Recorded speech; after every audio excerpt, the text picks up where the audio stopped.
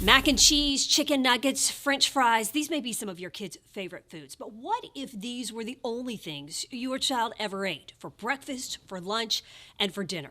I have a young relative who we thought was a picky eater because this is all that he would ever eat. But after years of searching for answers, his parents finally learned that he has an eating disorder, one that experts tell me is underdiagnosed.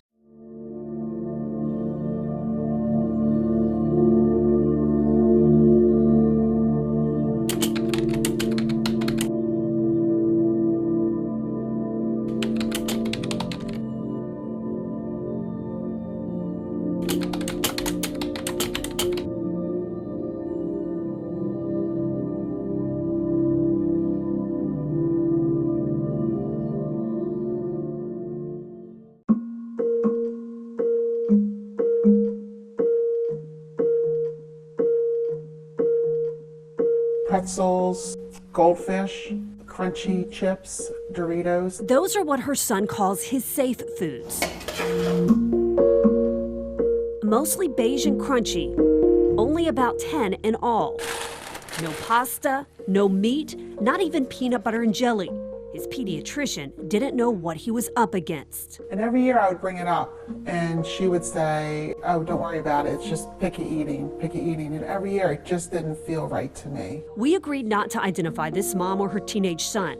His friends don't know about his eating disorder. It's something he's been battling since the age of 3. He just was not willing to try anything and he would get very anxious. It's been really tough because I can't go out to eat that much as other people, and I can't hang out with people who are eating. They can eat whatever they want, but I can't. For years, they knew something was wrong, but didn't know what. Now they do. The recently named Avoidant Restrictive Food Intake Disorder, or ARFID, can not only be isolating and embarrassing, but it can lead to potentially life-threatening nutritional deficiencies. ARFID is a true fear of food. Those with this eating disorder may avoid certain textures, brands, even colors of food. They also have an extreme phobia or fear that there's going to be an adverse reaction when they eat a certain kind of food or any kind of food. Sabrina Fakera, an eating disorder specialist in Jacksonville Beach, says ARFID is much more complicated and serious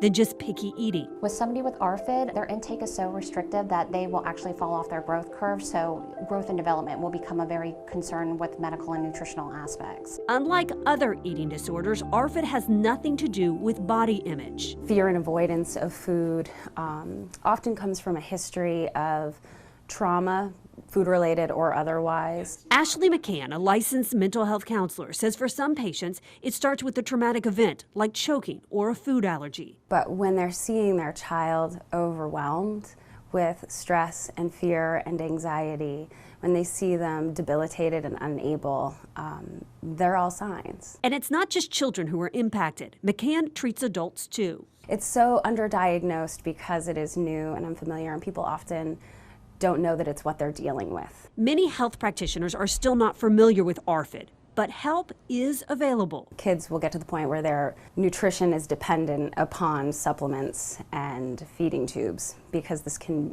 really become so overwhelming to children and even adults. For Karen and her son, they were relieved to finally get a diagnosis about a year ago. I was all about just finding the right help.